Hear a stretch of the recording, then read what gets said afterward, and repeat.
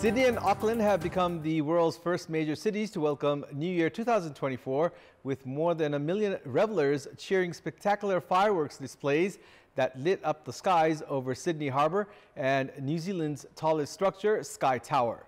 We in Nepal are also just a moment away from welcoming the new year. Good evening, I'm Abhyuday Shrestha, and these are the headlines of the hour. 87 operators of large cooperatives still absconding. Doubts raised on the return of 33 billion rupees of the depositors' hard-earned money. Industrialists challenge the Nepal Electricity Authority to provide proof of the electrical use of dedicated feeders and trunk lines. Urged to form a high-level commission to resolve the dispute. Russia accuses Ukraine of carrying out a terrorist attack in Belgorod, in which at least 21 people were killed. Another Russian attack on the Ukrainian city of Kharkiv. And APF advances into the finals of the Prime Minister Cup Women's National Cricket Team Tournament. Defeating Koshi Province by 52 runs, Sudur Pashchim reaches the second qualifier, thumping Bagmati by 9 wickets. 87 operators of large cooperatives are still absconding as doubts have been raised on whether 33 billion rupees of the depositors' money will be returned. The Central Investigation Bureau (CIB) of Nepal Police had concluded that Civil Savings and Cooperative led by Iksha Tamang had embezzled 5.67 billion rupees some 12 years ago. According to records, 2,690 depositors had deposited 5.51 billion rupees in the cooperative. However, only 1,535 depositors had filed complaints. It is still not known why the remaining depositors did not file complaints. An investigating officer says depositors who had deposited money without disclosing the source did not decide to file case. Shiva Shikhar Multipurpose is another cooperative which has swindled large amounts of depositors' money. In the investigation carried out by the CIB, it has been found that Shiva Shikhar Multipurpose Cooperative had swindled 22 billion rupees of more than 3,500 depositors, among which only 1,600 have filed complaints. In the 2 billion rupees misappropriated by the operator of Deorali Cooperative, as investigated by the CIB, complaints regarding only 650 million rupees have been registered.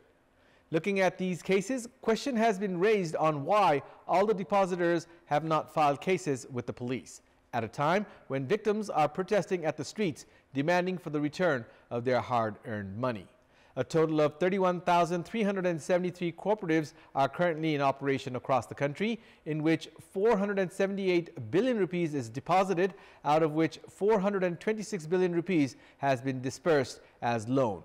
Although the Department of Cooperatives has estimated that around 500 cooperatives are currently facing problem, it has not been able to figure out how much of the depositors' money has been swindled by the cooperatives. The department still has not been able to retrieve the depositors' money from Kantipur, Gautam, Tulsi, Shiva Shikhar, Sumeru, among other cooperatives that have swindled large amounts. In the investigation carried out by the CIB in 12 cooperatives, it has been found that 33 billion rupees has been misappropriated and 87 operators of these cooperatives are still absconding. Industrialists are challenging the Nepal Electricity Authority to provide proof of the electrical use of dedicated feeders and trunk lines. They have said that they would pay the outstanding dues if the authority provides proof. After the Nepal Electricity Authority disconnected the power supply of 23 industries, saying that they had previously utilized electricity from dedicated feeders and trunk lines since the past 8 years but did not pay the outstanding dues, including premiums, the industrialists demanded the authority to provide proof. Speaking at a press conference organized today, industrialists said that the industries had not used the electricity as claimed by the Nepal Electricity Authority and assured that they would pay the outstanding dues along with interest if the authority provides proof of the use. The industrialists also demanded to investigate the issue by forming a high-level commission. They also urged the NEA to reconnect the power supply to the industries whose power was cut. They said that laborers have not been able to work due to the power cut, and the demand for exportable goods have also declined due to the problem. Meanwhile, Managing Director of Nepal Electricity Authority Kulman Ghising, organizing a press conference last week, had said that there were enough proof of the industries utilizing electricity from dedicated feeders and trunk lines. The Nepal Electricity Authority has informed that 22.24 billion rupees is still yet to be collected from the industries as of mid-December. Tamul Lasar was celebrated by the Gurung community across the country today with much fanfare. Prime Minister Pushpakamal Dahal extended greetings on the occasion of Tamul Lasar today. The government also declared a public holiday today to mark Tamul Lasar. Taplejung's Tamu community performed prayers at monasteries, paying tribute to those who passed away and wishing for peace. In a program held to observe Tamul Lasar in Ilam's capital today, 2 individuals born in the district were honored for their contribution. The Gurung community in Koshi province stressed on the need for the whole community to unite to establish their identity. Meanwhile, Dhading's Gurung community gathered at the district headquarters Dhading Besi and observed the Tamul Lasar festival by exchanging greetings among each other. In our Public Voice segment today, we have asked people in several provinces what should be done to professionally operate airports that have been constructed but have not operated well. Let's take a look at what they had to say.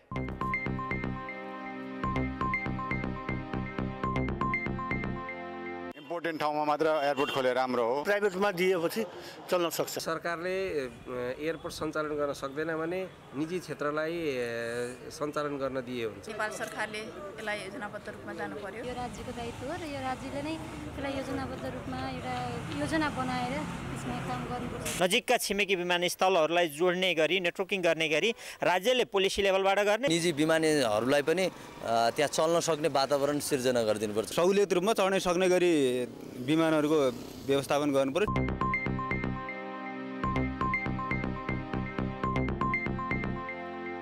It's time now for our segment Public Pulse, where you text us with your opinion. Public Pulse. But before that, let's take a look at the results from yesterday's poll. Yesterday, we had asked you, why is there delay in the construction of railways linking neighboring countries to Kathmandu?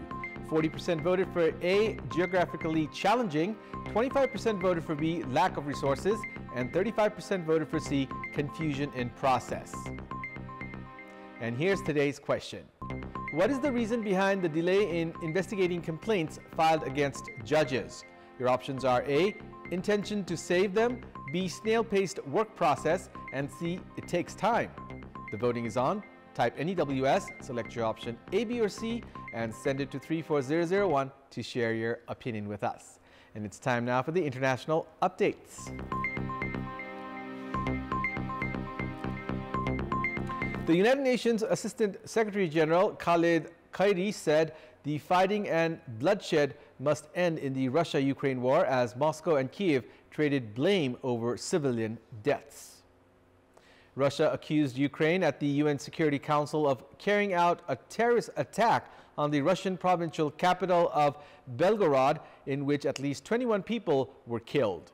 Yesterday's meeting in New York came a day after at least 40 people were killed in what Ukraine said was Russia's biggest missile bombardment of the war so far. Assistant Secretary General in the UN Department of Political and Peacebuilding Affairs, Khairi, said protecting civilians had to be a priority. But even as the Security Council was meeting, another attack on the Ukrainian city of Kharkiv was reported. New Zealanders were amongst the first in the world to celebrate the arrival of 2024 with a fireworks display in Auckland. The fireworks show from Auckland's 328-meter tall Sky Tower illuminated the cloudy night sky and was accompanied by a laser light and animation show. The display lasted 5 minutes with 500 kilograms of pyrotechnics launched from the tower, with the Auckland Harbour Bridge also illuminated. Revelers watched on through the drizzle as the brightly colored fireworks shot into the night sky.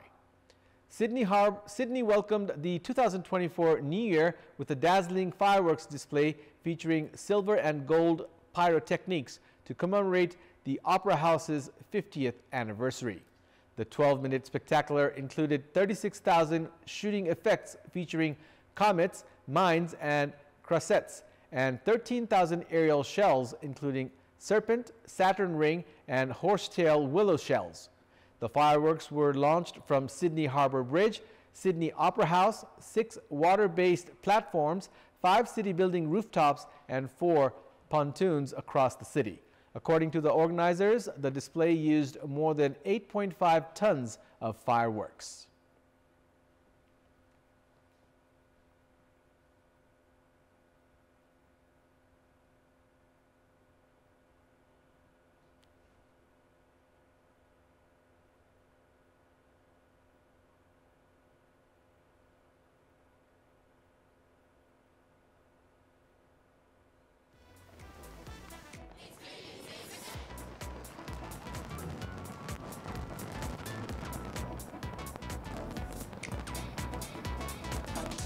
As the brutal conflict between Israel and Hamas rages on in the Gaza Strip, displaced Palestinians wished to return to their homeland in the new year.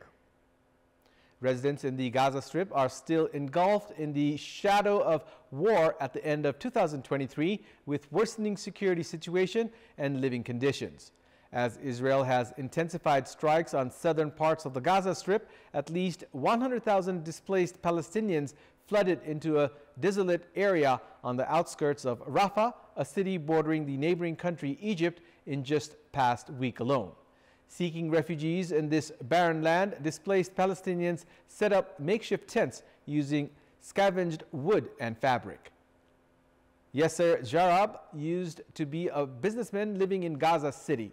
After the bloody conflict erupted on October 7, his family of more than 10 members were displaced and forced to seek shelter, first in a temporary camp set up by the United Nations in Khan Yunis, then fled once again when the Israeli forces went deeper into the Gaza Strip before landing at the outskirts of Rafah. As the rest of the world is welcoming the arrival of the new year, Jarab wishes to return to their homeland and lead a normal life. Food is scarce in this desolate land in Rafah, leaving families to feed on dried and even slightly moldy food.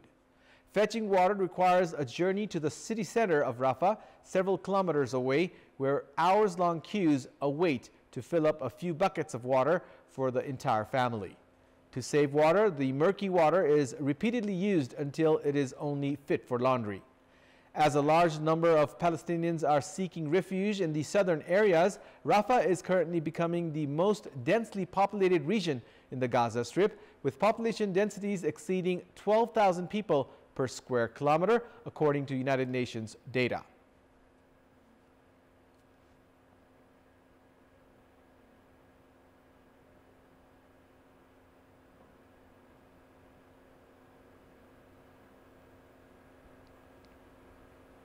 It's time now for the sports news. Sports news. Armed Police Force APF club stormed into the finals of the Prime Minister Cup Women's National Cricket Tournament, defeating Koshi Province by 52 runs in the first qualifier. In the match played at the Tribhuvan University Cricket Ground in Kantipur today, APF batted first after losing the toss and posted a challenging total of 139 runs in the stipulated 20 overs, losing only 2 wickets. Skipper Sita Ranamagar and Jyoti Pandey put on 38 runs for the opening partnership, while the captain also had a 43-run second wicket partnership with Indu Burma. Roma Thapa and Indu Burma constructed an unbeaten 58-run third wicket partnership to post 139 runs. Indu Burma top scored for APF with an unbeaten 56 off 50 balls, hitting 1/6 and 3 fours. Skipper Sita Ranamagar also contributed a quick-fire 45 off 37 balls with the help of 2 sixes and 3 fours. Roma Thapa remained not out on 18. Chasing a victory target of 140 runs, Koshi Province managed to score 87 runs for the loss of 4 wickets in the allotted 20 overs. Apsari Begum was the leading run scorer for Koshi with 31 runs. Skipper Sita Ranamagar, Rekha Rawal, Sonu Khadka and Suman Bist all claimed a wicket each in APF's win. APF have booked a spot in the final with the 52-run win over Koshi Province today. Meanwhile, Sudur Pashchim Province have booked a spot in the second qualifier of the Prime Minister Cup Women's National Cricket Tournament after thumping Bagmati Province by 9 wickets in the eliminator match today. Winning the toss at the Tribhuvan University Cricket Ground today, Bagmati Province batted first and were bowled out for a below-par total of 99 runs in 19 overs. Bagmati had a poor start as they lost 4 wickets at one stage when 47 runs were on the board in 8 overs. Bagmati kept on losing wickets at regular intervals and were eventually bowled out for 99 runs. Kanchan Shrestha was the leading run scorer for Bagmati, scoring 36 runs. Karishma Thapa was the pick of the Sudur Pashchim bowlers, grabbing 3 wickets. Chasing a victory target of 100 runs, Sudur Pashchim romped home in 14.3 overs, losing only 1 wicket. Opener Bindu Rawal guided Sudur Pashchim to victory, top scoring with a quickfire 54 off 49 balls, hitting 7 fours. Samjana Khadka also contributed 21 runs off 16 balls, while Ruby Podar added 18 in Sudur Pashchim's win. Sudur Pashchim Province will now face Koshi Province in the second qualifier match tomorrow. The winner of tomorrow's match will clash against Armed Police Force in the title decider of the Prime Minister Cup Women's National Cricket Tournament this Wednesday. That's all for the moment. Thank you for watching. Good night.